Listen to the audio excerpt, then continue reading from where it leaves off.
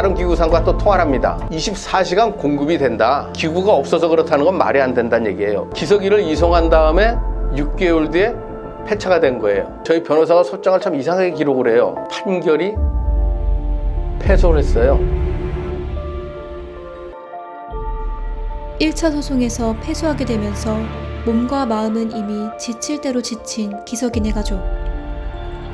그럼에도 불구하고 아버님은 곧바로 2차 소송을 준비하게 됩니다.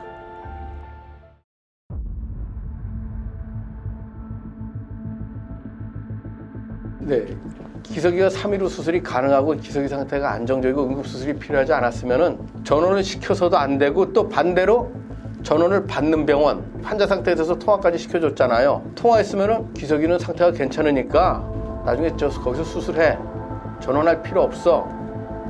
물론 법원의 판단이 진실은 아니지만 병원 측 손을 들어줬으면 그런 모순이 발생이 된다. 그러면 그 모순에 대한 또 진실을 밝히겠다. 전원시키는 병원, 너는 왜 전원을 시켰냐? 그리고 전원 받는 병원, 너는 왜 응급수술이 필요하지 않은 애를 전원을 받게 해서 중간에 재출혈을 발생해서 기저귀를 죽게 만들었냐? 그래서 2차 소송은 전원 보낸 병원과 전원 받은 병원 두 곳의 그 잘못이 있기 때문에 소송을 합니다. 아버님은 1차 소송 판결로 인해 생기는 모순이 존재한다고 주장하시는데요. 이러한 근거들을 가지고 양측 병원에 대한 2차 소송을 시작하게 됩니다. 논문을 하나 확인하게 됩니다. 피고의 논문 내용이 뭐냐면 뇌동맥류 파열 환자를 그 위험에 빠지게 하는 그 이유에 대한 논문이에요. 결론에 뭐라고 썼냐면은 뇌동맥류 파열 환자는 3시간 이내에 응급수술을 해야 된다, 이 내용이에요. 본인이 그 논문 기록 내용을 모르지 않을 거 아닙니까? 논문을 썼는데 학회지에 발표된 논문에 3시간 이내에 수술해야 된다고 본인이 직접 했던 그 얘기를 본인이 또 무슨 언급을 또 안 해요. 논문을 작성할 정도로 뇌동맥류 파열의 전문가였던 의사는 기석이가 응급수술이 필요해서 전원받았다는 사실을 왜 얘기하지 않았던 걸까요? 소송에서 있을 수 없는 일들이 이제 벌어져요. 1차 소송에서 저희를 변호했던 변호사가 상대방을 변호사로 선임이 된 거예요. 이야, 참 정말, 아니 1차 소송에서 기석이 의료사고는 병원 측 잘못이하고 피 터지게 싸웠던 변호사가 우린 아무 잘못 없어. 피고한테도 야, 니네 그 변호사가 옛날에 날 변호했던 사람이다, 알고는 있어라, 알려줬어요. 근데 뭐 계속 하더라고. 그래서 그래 뭐 변호사가 어차피 돈 받고 하는 거니까 전 아무 생각 없이 이제 변론을 시작했어요. 1차 소송 때 기석이를 변호했던 변호사가 병원 측을 변호하게 된 건 단순한 우연이었을까요? 아니면 의도적이었던 걸까요? 하지만 더 큰 문제는 따로 있었습니다. 의무 기록이 한 페이지밖에 없는 거예요. 그래서 제가 왜 이걸 제출했어 그랬더니 그 1차 소송 때 제출했던 거 그대로 제출했는데요. 뭐? 1차 소송에서 의무 기록을 이걸 제출했단 말이야? 딱 보니까 그 2페이지짜리 그 간호 진행 기록이라는 의무 기록인데 1페이지는 그 일반적인 내용, 2페이지에 아주 완전히 중요한 내용이 싹 다 들어있는데 그걸 다 빼버린 거예요. 병원 측에 과실을 입증할 수 있는 자료가 들어있었는데 다 빼버린 거예요. 이거 무슨 얘기야? 그럼 이 의무 기록이 제출이 안 됐다는 거야? 병원 측에서 전원을 동의했던 기록을 제출해야 되는데 그 동의 기록이 없었던 거예요. 거기에 제일 중요한 게 실린 게 뭐냐면 신경외과 의사 전원병원으로 전원가자 함.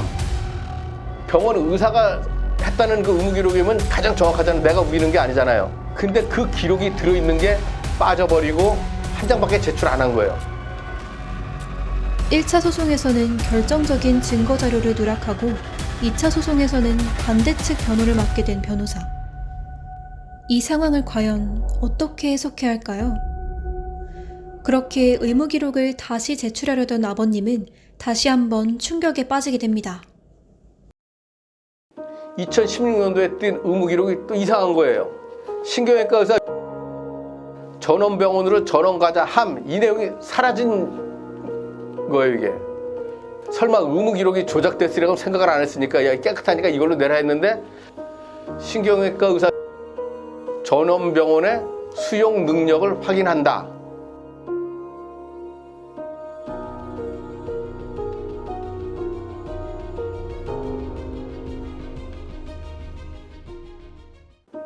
아무 의미 없는 내용이거든요.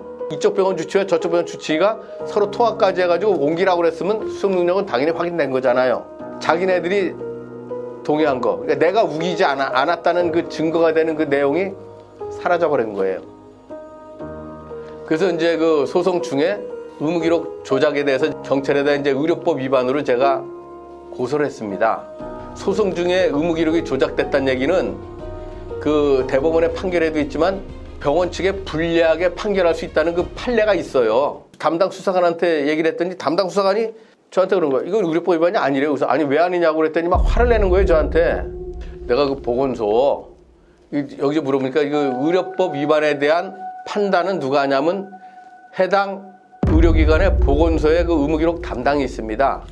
그분이 판단하게 돼 있어요. 그래서 보건소에 이제 대충 물어봤는데 의무기록 조작이 맞다고 그런다. 제 3자에서 댓글은 맞다고 그런다 그랬더니 그럼 선생님 저 가서 그 얘기를 녹취해 오세요 그러는 거예요.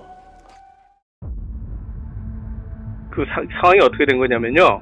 의무기록이 2012년 3월 22일 의무기록이 있어요. 기록이 그 수정이 되고 삭제가 되고 막 가피돼 되고 막 그렇게 변경이 됐습니다. 근데 문제는 뭐냐면 그 변경을 한 사람이 누구냐면 원래 그 의무기록을 기록한 사람이 아니라 그 간호사는 퇴사를 했고 다른 간호사가 이제 본인이 이제 수정을 한 거예요. 네, 간호사입니다. 예, 간호진행 기록이에요. 예, 그렇게 되면 이게 의무기록 위반이 되는 건가요? 의무기록 위반이 되는 거죠. 그게 고의로 상세와 다르게 추가 기재 수정했다고 보시는 거잖아요, 지금요. 네네.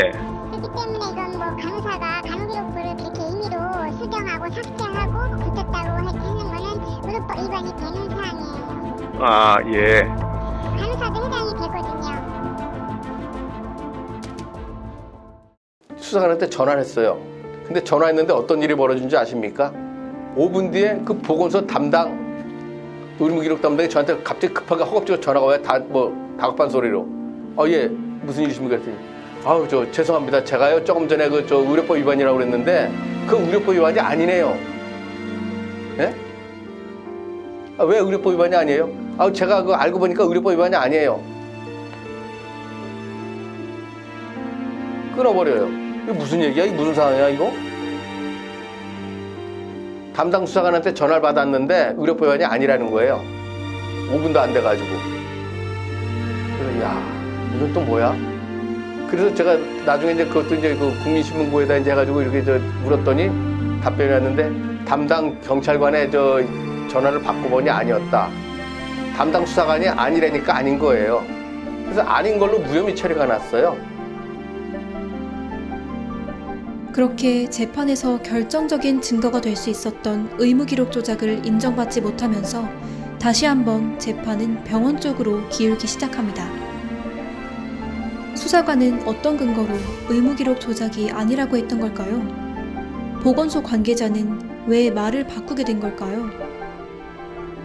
의혹만 남긴 채 저희는 2차 소송에 대한 결말, 기석이 사건의 마지막 이야기를 들어볼 수 있었습니다.